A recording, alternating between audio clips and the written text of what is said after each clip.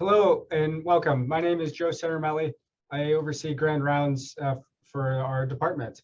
And thanks for joining us today for the Grand Rounds presentation. But just a quick note about the Grand Rounds series for this academic year. We've tried to develop a theme around next steps in care. And I think today with talking over next steps in care in clinical research and evaluation of integrated care models in the VA setting, it's consistent with that theme. There's a group of us who work on Grand Rounds each week, including Samhara Braha as the coordinator and on Grand Rounds communications, and Mike Walker on technology. We archive all of our Grand Rounds presentations, including last week's presentation, which was a joint Grand Rounds with internal medicine on the Grand Rounds website, in the department's website. I want to acknowledge sources of funding for the Grand Round series, including the Ripley Fund and different institutes within the department, such as the Garvey Institute for Brain Health Solutions. I'll put a link for the Grand Round speaker evaluation into the chat box close to the end of the presentation, and I encourage you to complete the evaluation. That's helpful for me with evaluating the series and with communicating with speakers after the presentation is over. You're also welcome to send me overall comments or feedback on the series. So I'll leave it at that and turn it over to Dr. Unitzer to introduce today's speaker. Well, thank you, Joe, and thanks to you and Mike and Samar and everybody who's doing such a great job with facilitating this Grand Round series. I'm Jürgen Unitzer. I chair the department, and today I have the great pleasure of welcoming our psychiatry Grand Rounds speaker. So let me say a little bit about our speaker. Our speaker today is Dr. Chuck Engel. Chuck is one of our newest department faculty. He's joining the department as a professor, and his primary role is as a research scientist in the Health Services Research Group at the VA Puget Sound. Now, Chuck is maybe one of our newest faculty members, but he has really deep roots here in Washington State and also here at UW. Chuck grew up on the Kitsap Peninsula, just across the water, and he did his medical training, his medical school here at UW. He also spent a couple of years doing a fellowship in primary care psychiatry, health services research, working with Wayne Caton here at UW. And before coming back home, he spent more than 2 decades as a psychiatrist in the US Army. He's a combat veteran. He was active in the Gulf War, and he was incredibly successful in his work, during his time in the Army, in conducting and implementing really large-scale research and clinical programming that brought behavioral health services into primary care in the US military. He served as an associate chair for research at the Uniformed Services University from, I think, the early 2000s through 2013. And then after that, worked as a senior research scientist at the RAND Corporation. He is joining us from his most recent academic appointment at the Massachusetts General Hospital. We are super excited to have him on the faculty, and today Chuck's going to talk with us about some of the important work that he's been doing and that he's doing at this interface of primary care and psychiatry. So please join me in giving a really warm welcome back home to Dr. Chuck Engel. Again, I appreciate the opportunity to be here. I'm going to be talking to you about primary care mental health services research in the VA. You know, what do we know, and where do we go from here? Just a brief overview of. First, I'm going to talk a little bit about, as I refer to it here, the baggage that I bring. You know, where I've been, what I've done, and how it affects how I think about the way forward from here. And then we'll shift our attention to what's been going on in the VA while I was lounging around out in the military. And talk a little bit about the key models within the VA that have emerged over time and how they've evolved into what exists now. To prepare for this, I did a scoping review of literature. I'll just describe that to you briefly, and then finish up with some what I hope will be modest suggestions for future research, and then open it up for questions. So I like using this slide. John Fortney, when I used it for my job talk, said he liked this, so I figured I better use it again. But this is me in about 1990 in the world's largest sand trap. This is actually in Saudi Arabia. I had deployed there as the division psychiatrist for the 1st Cavalry Division. And in that capacity, I had a small mental health section. I had a psychologist and a social worker that worked for me, and about a half a dozen enlisted techs and some vehicles and a mission.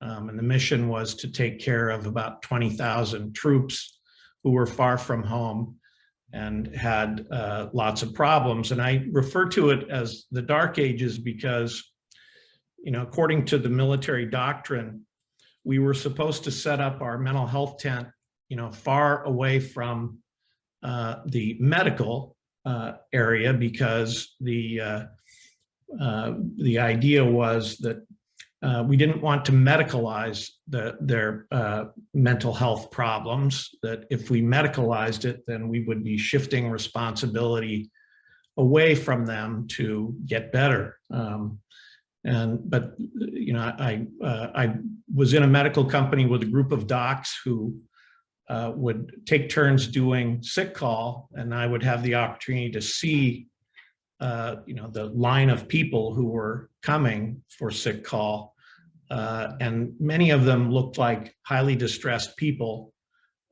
with various and sundry injuries, and I would have liked to have integrated in with what they were doing, but that was really not what I was supposed to be doing according to military doctrine.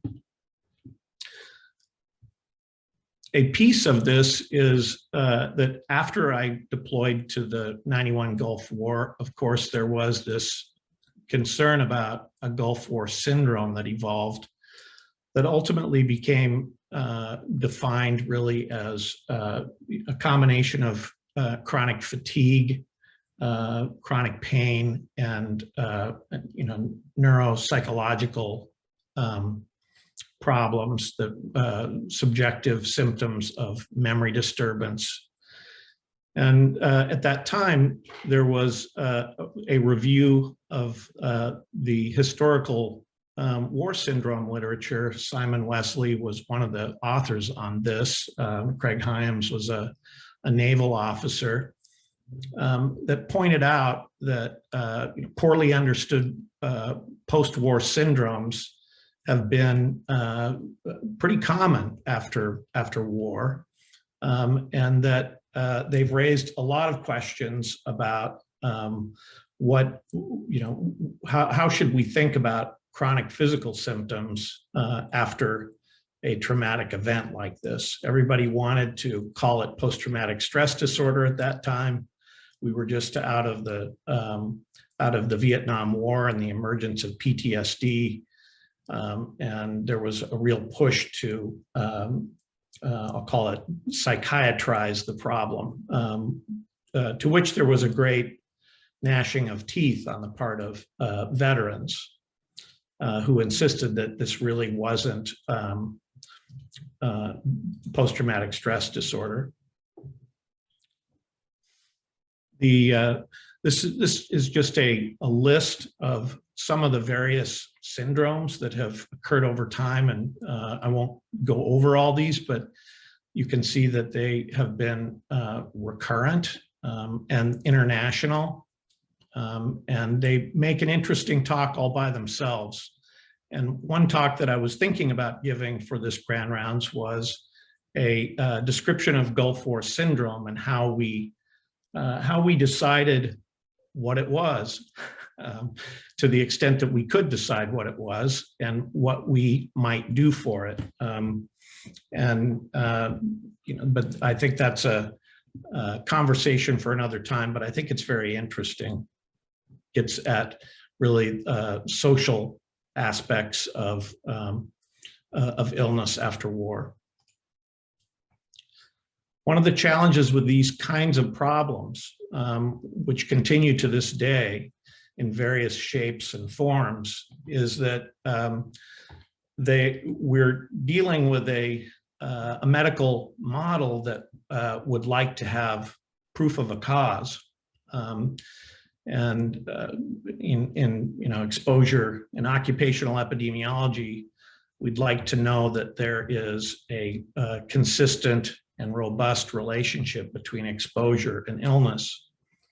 And those of us who do science, of course, know that proof in this context is a very high test. Even when you have a lot of studies, these are observational studies typically, and so there's a number of criteria that have been laid out for deciding when there is an established relationship between an exposure and a health outcome. And it takes a lot of studies. One of the things that the VA does, and to some extent the military does it as well, is that they sort of reverse the table and make it the service members' problem, the veterans' problem, to prove that relationship between, at the individual level, to prove that their illness is actually a function of a given exposure. And hopefully you can see what a challenging prospect that would be. And the gap between proof and plausibility is huge. And when I used to give a lot of presentations on this, I called it the interpretive space. And this was borrowed really from anthropologists who had looked at similar kinds of community outbreaks of exposure-related illness, such as love canal and so on, and identified this large gap between what you could prove and what actually is plausible, what you could imagine might be going on. And then also, of course, the challenge that stress, as we often use it, has unpredictable meanings to the people that we care for. They may not agree entirely that the problem, is stress. And to highlight this, I go back to some early work that I did with a psychologist, also at the Seattle VA. And I think Miles McFall was also an author on this, Steve Hunt. But we asked fairly simply mental health providers and internists what they, how they thought about Gulf War illness at the time. And the interesting thing is that the internists tended to see it as mostly a mental disorder. But when we turned around and asked psychiatrists and psychologists about it, they tended to see it mostly as a physical disorder. So it was, a syndrome in this very interpretive space. And depending on the perspective you bring to the care, your view of it may be quite different. And that has everything to do with who you believe actually should care for these, these syndromes. I think it contributes to some degree to the tendency of the health system to refer patients like this around an awful lot, confusing the patient, and often leading to a large medical record that documents all the different care that they've received, and along with that care, a lot of mixed messages.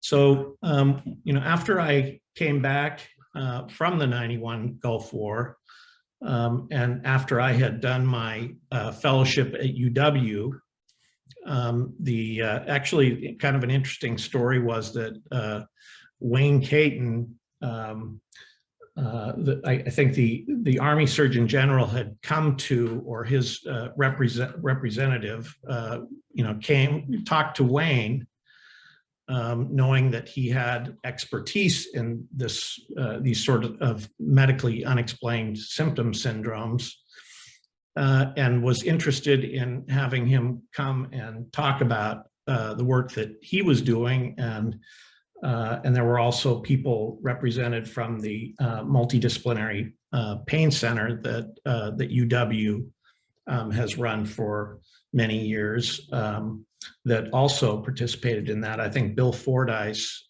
psychologist, also participated in some of these discussions. And Wayne actually pointed them to me. I was stuck in paradise at that time. They had, after I finished my my Wayne fellowship, so to speak, they sent me to Hawaii.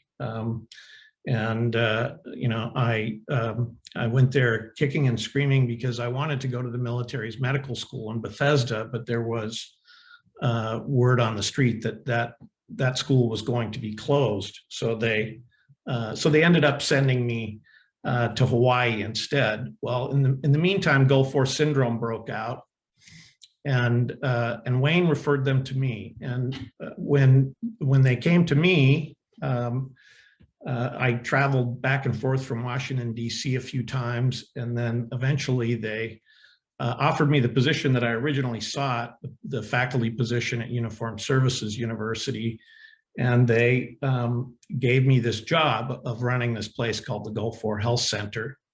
And I'm sort of proud of the fact that, and you can see on the far right, it says decent treatment.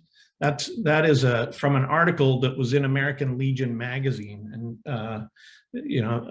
when it comes to advocating for veterans, whenever a veterans publication like that refers to what you're doing in the military as decent, you feel like you've scored big. So the first place that I ran was called the Gulf War Health Center, and what you see in the other two articles are front page articles that appeared in the Washington Post, written by a reporter named David Brown, who was actually an internist. His wife was a psychiatrist, he told me.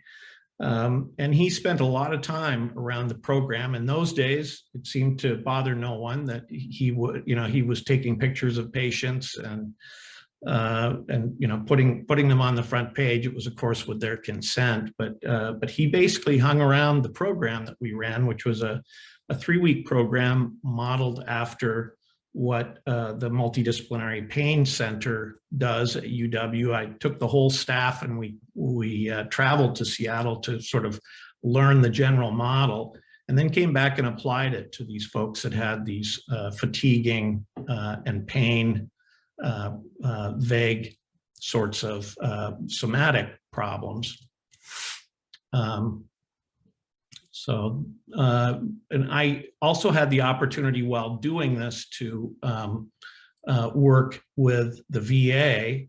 The VA, I think the program that we were running, because it attracted this attention, wanted to learn more about what it was that we were doing. And the guy who was the CRADO, as they call it, the Chief Research and Development Officer, Jack Foisner at the time, actually organized 2 large studies of Gulf War veterans that were done through the Cooperative Studies program. And I was privileged to be a co-chair of each of those 2 studies. This one made the most sense to me always. The cognitive behavioral therapy and aerobic exercise, it mirrored a lot of what people were studying at the time for chronic fatigue syndrome and for fibromyalgia and so on. The other one was, interestingly, an antibiotic trial. There was a sort of a scientist from the National Cancer Institute who later was the chair at MD Anderson Institute in Texas, who kind of went off the rails and suggested that he had the one and only, he called it forensic PCR test that could detect mycoplasmas that were deep in the cell nucleus. And he believed this was a biological weapon that we had sold to the Iraqis and that they had used on us.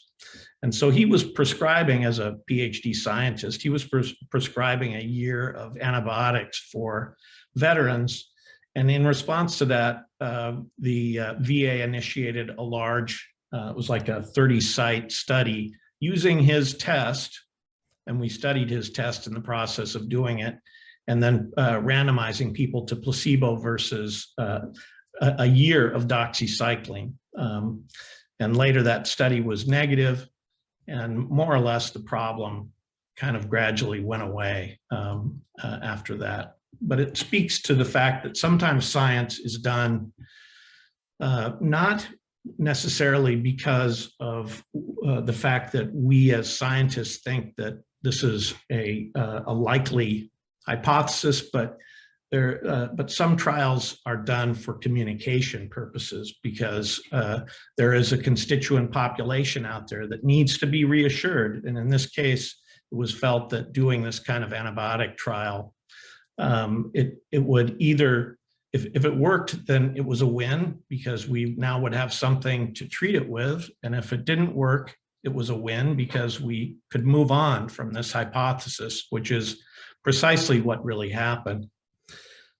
Over time, I think I personally became sort of discontent with doing that kind of, intensive program because it was to some extent more, more for show than for dough, so to speak. That the military was more than happy to have me, showing off what it was that we were doing. They felt that it answered a lot of questions that they were receiving about what's the military doing about this strange Gulf War syndrome that there was a lot of conspiratorial thinking going on about. And I ended up, in the program that I ran, ended up being their response to a lot of that. I had a chance to brief a lot of people. I remember I briefed a relatively young Bernie Sanders, of all people, on what we were doing, but many, John Kerry was also another one that I briefed. So, I bumped into a lot of these folks that would come to Walter Reed for various reasons and would learn about what we were doing and other things that were happening. But we were bringing in people in groups of, maybe 10 at a time for 3 weeks. And so while there were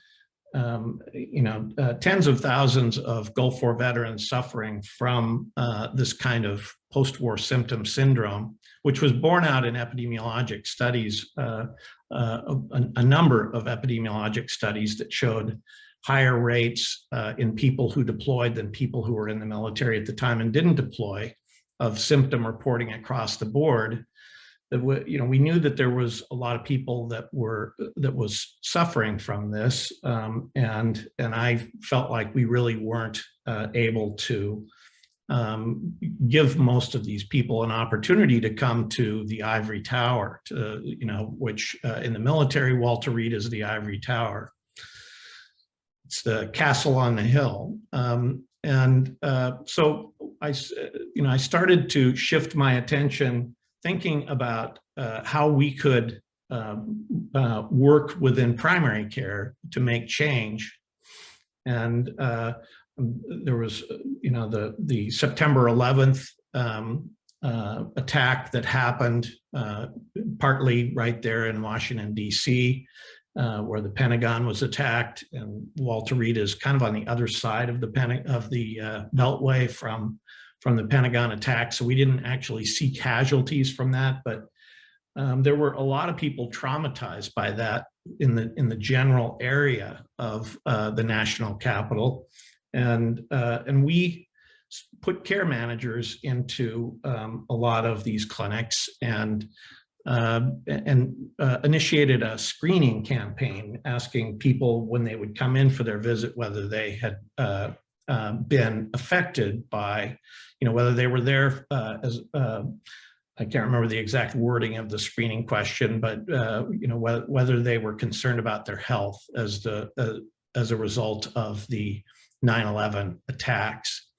And I presented that work, and in the process of presenting that work, someone from the MacArthur Foundation approached me and said that they were interested in working with us and this was around the time that we were preparing to go into Iraq, to develop a program that could be implemented in primary care in the military for depression and post-traumatic stress disorder. And that became Respect Mel.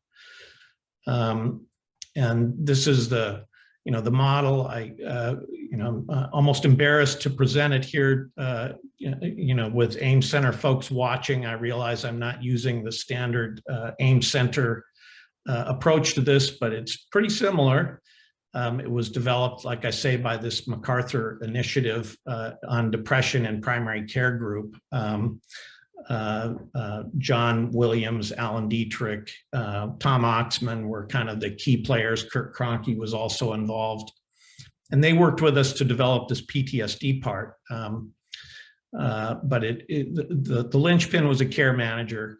And I think if you're familiar with collaborative care, which I assume most viewers will be, you have a pretty good idea of what we were doing. And over really the next 8 years or so, we, with the buy-in of the Army Surgeon General, ironically the same Army Surgeon General who got fired over the Walter Reed scandal, he put us in motion, and we were in about 8 different time zones around the world.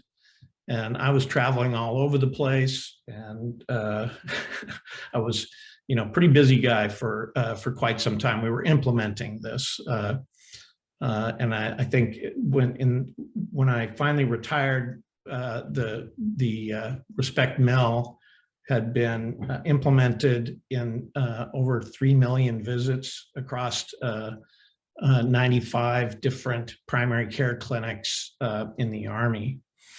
In the course of that, I had a chance to renew old relationships with Wayne, with Jürgen, with Doug Zatzik, and others, and collaborators from RAND and RTI as well. And we did a large randomized trial, which when it first got conceptualized, it was really a randomized trial of collaborative care versus usual and customary not so good care. But over time, it turned out that we had done such a wide implementation of Respect Mel that by the time we ended up initiating this trial, it ended up being a comparison of one model of collaborative care versus a generation 2 model of collaborative care. We were able to show benefit to the 2nd generation model. So, I present all that in part because I hope that it says something about my view of how we need to think about post-deployment care. One is that the cause and effect dilemma is pretty difficult, and one challenge that I see within the VA is that it makes it front and center difficult. That in order to get benefits, to get care, the veteran often feels as though they have to prove that they're ill. And in the words of a famous rheumatologist, Norton Hadler, who used to study fibromyalgia and occupational medicine, coined this response to that, saying that if you have to prove that you're ill, you can't get better. And I think on, I would inch it out there that there has been this view over the years that that combat-related PTSD is more difficult to treat than other types of PTSD. I've always wondered, because the vast majority of that work is done within the US VA system, to some degree, are we dealing with a difference in the severity of the syndrome, which may be true, or are we also speaking to the dilemma that the service member, the former service member, the veteran faces when they come into VA, feeling that they have to demonstrate, they have to prove that they're ill and that their illness really is related to their service to country, and I think that's a very real issue. So to transition to the VA side of the discussion, I've done a scoping review of the literature. Here you can kind of see the general terms that I used to identify the literature and what came up. I searched elements of this relate to primary care. I included ambulatory care to make sure that nothing got left out, but it pulled in a lot of things that weren't primary care. And then, of course, some search terms to identify VA work, and then a relatively broad set of search terms as it relates to mental health, including chronic pain. And then I reviewed the titles and abstracts for the 2,615 papers that came up, and identified from that 84 papers that spoke of 63 different randomized controlled trials. And those were, by and large, trials that addressed primary care mental health services. So there's, over time in the VA, there's been several threads that are similar to threads that have happened in the military health system, but have happened in a bigger way. One of the threads is, of course, collaborative care that adheres to kind of a, I'll say kind of, quote unquote, an aim center approach.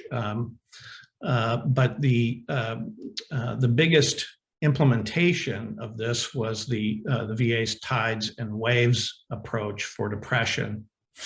In the literature that I have seen so far, VA studies of depression, collaborative care for depression, much like in the broader literature, are consistently positive.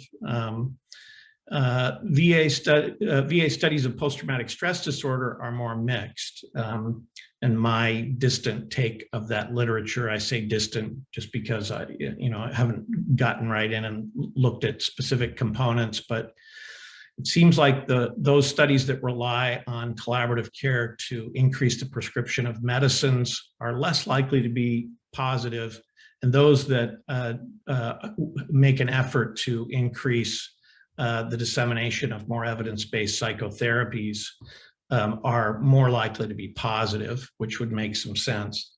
There's a few bipolar disorder studies. As John Fortney knows, Joe Ceramelli, were part of Spirit for sure. But those have been positive as well. And there's a number of interventions looking at insomnia, approaches for insomnia, and by and large, those studies have been positive. The literature on alcohol use disorder and substance use disorders in general have been, I would say, more mixed. And I did toss out those that had to do with continuation therapy for substance use. The only ones I really looked at for alcohol use and substance use were studies of the at-risk patients in primary care settings. So in addition to the collaborative care approach, there's been this White River Junction co-located collaborative care model that is, I would say, it. How should I say it? It's a on one level, it's a more casual model. It's not all that attentive to what it to its own limitations. Hopefully my bias isn't showing here too badly, but it pretends to offer everything but the kitchen sink, and suggests that that is also conserving scarce resources in the process. Ironically, I think it's really been somewhat the precursor to what is now widely disseminated, the patient-centered mental health integration program, and which also is an approach that tends to do a wide variety of things and is heavily staffed for a primary care integration program, having psychiatrists as well as psychologists usually as part of the staff. So, I guess the other thing to say about that is that I don't know, one of the things that I saw in the scoping review is that there are a couple of randomized trials underway looking at a more PCBH or co-located style of mental health integration and assessing it versus usual care. I see that there's a couple of trials that have been published in the literature, design trials. They're not trials that that provide data, but really just offer the design. So I would expect that within the next 2 or 3 years, we should be seeing the results of that. But those studies have been slow. Another thread has been what has come to be known as the Behavioral Health Lab. And this is sort of a project of Dave Oslin in Philadelphia.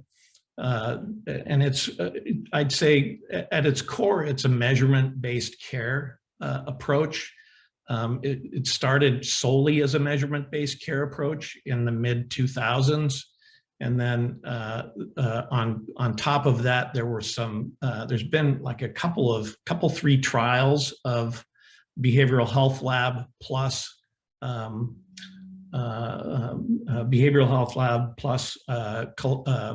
care management that have shown reasonably good results for depression and less promising results for at-risk alcohol users.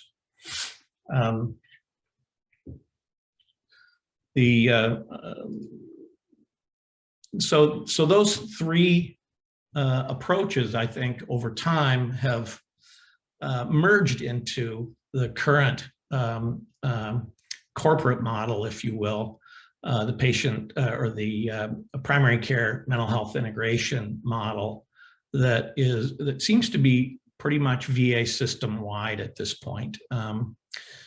And within that model, I think, as I stated earlier, having grown up in around collaborative care and understanding the rationale for it, and I sort of feel like there's a lot of aspects of the co-located care, the PCBH model, that don't really quite add up, but they've really captured standard of practice over time, in part because they are easy, I think. I saw this was in the military, and I wasn't really here to see it within the VA, but it makes sense. It's easy, and providers like it. Primary care providers like it because they can just reach out and they have the opportunity for assistance. As I've reviewed this literature and as I've seen over the past going on a year now, PCMHI in action, I actually, I think it's a very nice approach that the VA has developed with this.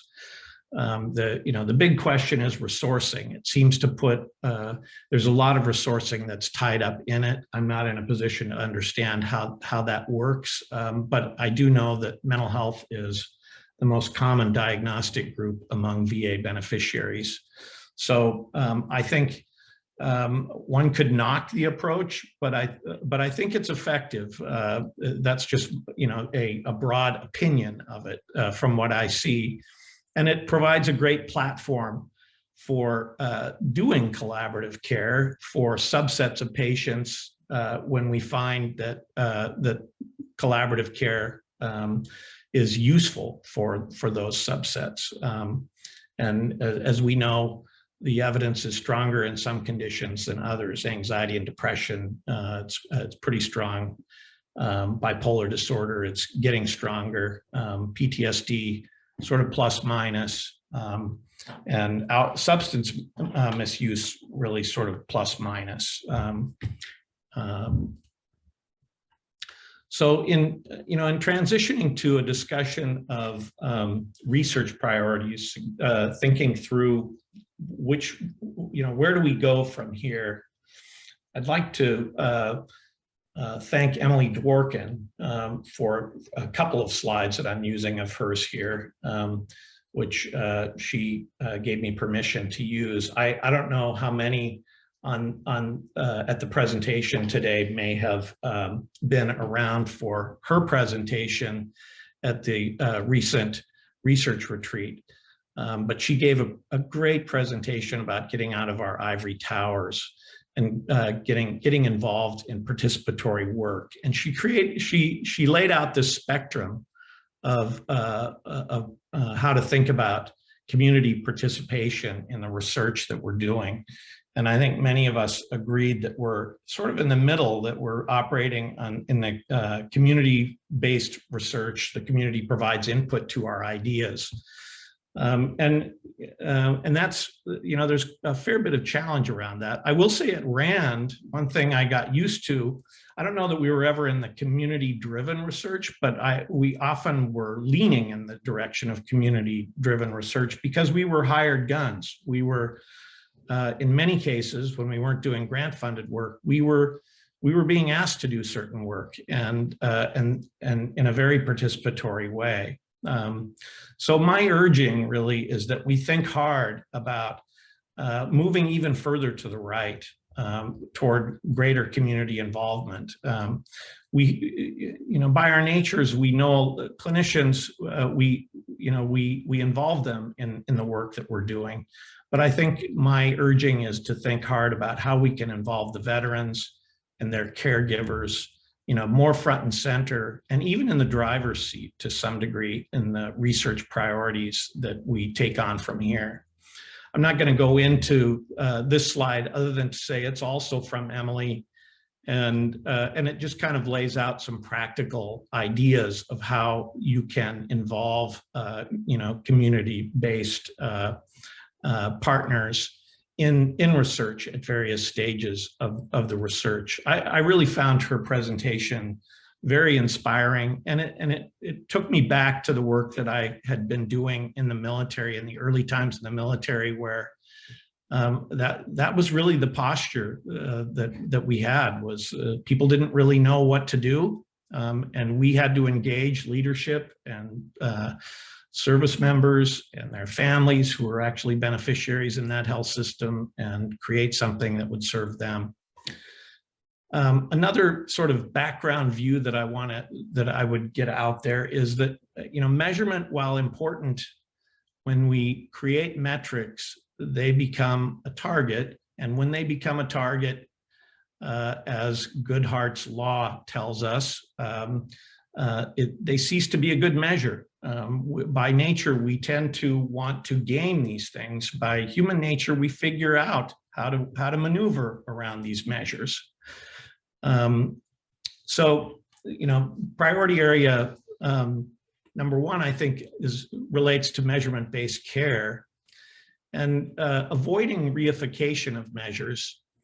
And if I had one sort of modest criticism, what I've seen so far is that especially within the PTSD community, there's a sense that, we know what measures work, we know what measure does the best screen. And, but I think this is something that we need to be constantly working on. The best PTSD screener that we have is effectively a 5-item screener. I think we should be working on something more abbreviated, but it's hard to convince people that that's an important priority. But when you put it next to everything else that primary care providers have to measure, it's just one more thing. I think as we move to Cerner, there are questions about what will happen to the behavioral health lab, and I'm convinced, based on what I've learned so far, that the behavioral health lab is a great thing, and that Dave Oslin, I know, has worked very hard to get it integrated into the old medical record, so getting it into the new medical record may be even much harder yet, but I think that these are priorities going forward, that we need as well ongoing qualitative studies to help us to understand what the human response is to some of these metrics. I think on the electronic medical record, I've more or less said what I want to say about most of what's here on this slide.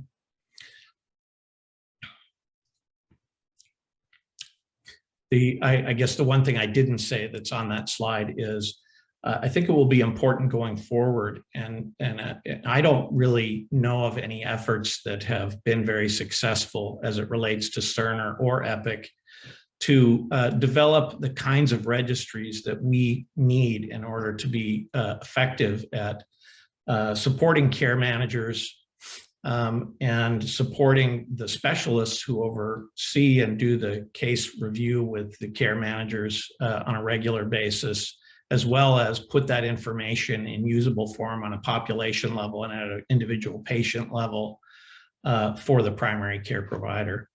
And those are, I think, long-term research interests and that we should be thinking about.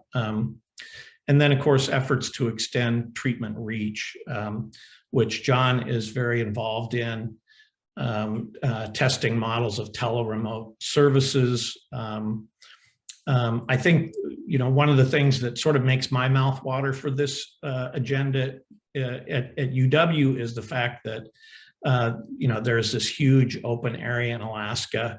I'm not really sure. I think I've not seen assessments of how widely PCMHI has been adapted at CBOX and so on in Alaska, but that's something, I know that's something I plan to do some of my own work trying to sort out. And I think there's also issues, having managed a large worldwide collaborative care program in the military. I think that there's a real need for getting boots on ground, so to speak, so that you can get an eyeful of what's really happening and make sure that you talk to the providers on the ground, and you can do qualitative work in this area as well, and get a feel for what's working in these models and what's not. And again, here's another slide pilfered from Emily. Why are we doing research anyway? It sort of gets back to this participatory message. We're doing this work because we want to change the care that's delivered to service members. We don't want them to feel, and veterans, we don't want them to feel that healthcare is a contest between them and the system to prove that they have an illness, because that will be part of what makes them sick. And in order for us to do that work, we have to get out of our academic silos and mingle, with folks, bring them into the doing of research on this topic. This is another slide that I managed to, these were all taken with like the old Polaroid cameras, you pop it and the picture pops out the front. But this was I mentioned my division mental health section. And actually, there's a dentist in the mix there. He's on the back left. He's a dentist. I used to hang out with him. We called it the head shop. And I'm kind of in the middle there. You can see me. I'm the only guy in the bunch that's smiling, who doesn't sort of realize that this is a military photo and I'm supposed to kind of look, tough and cool. So, but I'm back there grinning, probably with a few bugs on my teeth. So I'll open it up for questions from there. Well, thank you, Dr. Engel, for walking us through your work from initially with syndromic research, testing treatments of syndromes, moving on to PTSD, collaborative care, and ideas about next steps. I would like to open it up to participants to pose any questions. We do have several minutes remaining to have additional discussion on these topics. So far, Chuck, one question came in regarding just the EMR points that you had made about the VA transitioning to Cerner. I guess I'm assuming that's what it meant, that the VA clinics are transitioning to Cerner. Someone posed a question of how Epic fits into that.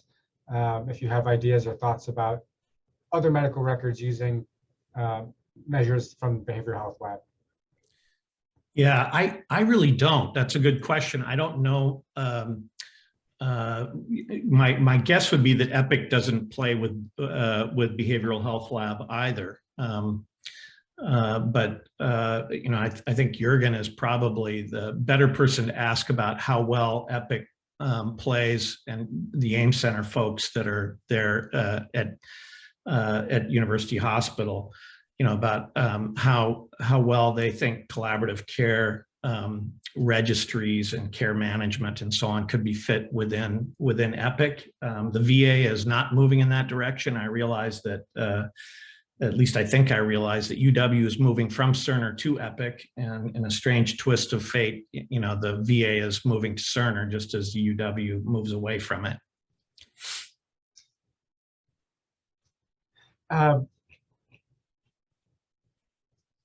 Doctor, I think as others maybe are writing in questions, comments, I wonder how you think about research mentoring, as you've described in the slides towards the last quarter of your presentation. As you said, moving towards the right with community-driven research. How does that, you've had experience mentoring many in clinical research, health services research. What are your thoughts on mentoring strategies now? Yeah, well, I think, it's part of the mentoring for me will be important to try to convey my sense of perspective about what it means to serve in the military. I'm only one person, and what it means to me isn't necessarily what it means to the next person. But I certainly think that there's the opportunity to pass on those perspectives. Part of the reason I'm dwelling on it a fair bit in this presentation is that it is so central to who I am. And it's also something that's different about me, I think, than many of the research colleagues that others will have. So I feel a commitment to conveying what that sense of meaning around the military, that sense of understanding, or often lack of understanding, about how things work. I'm in general, I'm happy to be involved as a mentor, and would welcome anybody who wanted to reach out to me. I'd be happy to meet with them in whatever way and discuss ideas that they have. I would look forward to that. Thank you. I noticed there's one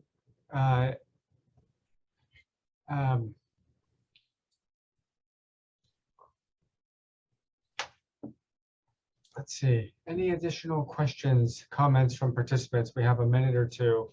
I wonder, you mentioned, just in case, we have a minute, someone may write in a question, but I'll pose something. You mentioned Dr. Kurt Kroenke, who presented last year in our Grand Round series, where he was he spoke with an open mind about the long COVID and wondering about symptoms that come up subsequent to COVID.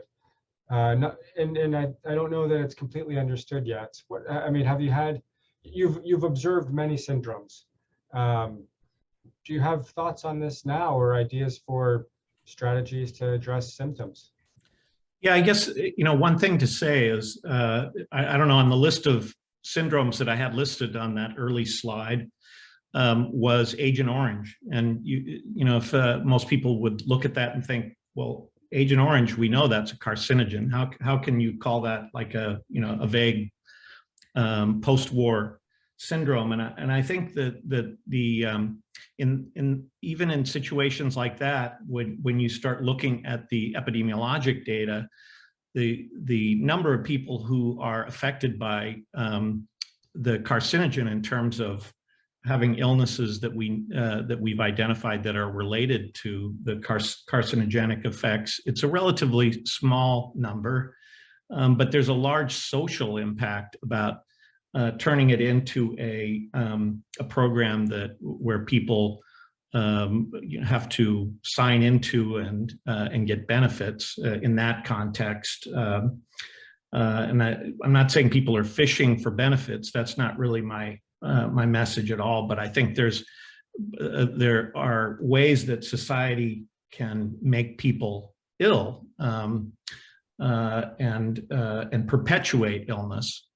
So I think as we go back to long COVID, I think we have a lot to learn about what the disease effects are. But I think we should not be naive in recognizing that there are likely to be psychosocial factors that perpetuate or reduce the perpetuation of symptoms in people who develop a serious illness like this. And there is, the whole definition of chronic fatigue syndrome really emerged out of efforts to try to look at infection as a potential cause of this symptom syndrome that patients have. So I think it's likely we will find that there's a subset of patients that it's very hard for us to pin the cause on anything exact. And they may have mental health factors involved. And part of what we have to do is present ourselves to them in ways that they can find helpful. If we present ourselves as trying to solve an imaginary problem, they're going to reject us. So we have to find ways to engage them constructively, help them to understand we're not suggesting that their illness is psychological, but in fact that there are some important health behavioral sorts of approaches that they can take to help themselves to feel better. And my guess would be that in another 10, 15 years, we'll still be looking at a subset of people with long COVID, and we won't have a whole lot better to offer them than that. So I think we would do well to learn more about how to help patients with chronic loss of function due to symptoms that are hard to explain. Well, thank you for that response, Dr. Engel, and for today's presentation summarizing your past work, directions within the VA. Currently, we're just past 1 o'clock. I realize there's a question or two that we didn't get to, but we'll have to leave it at that today due to time. But thank you again. All right, thanks everybody. Okay, we'll end there for today.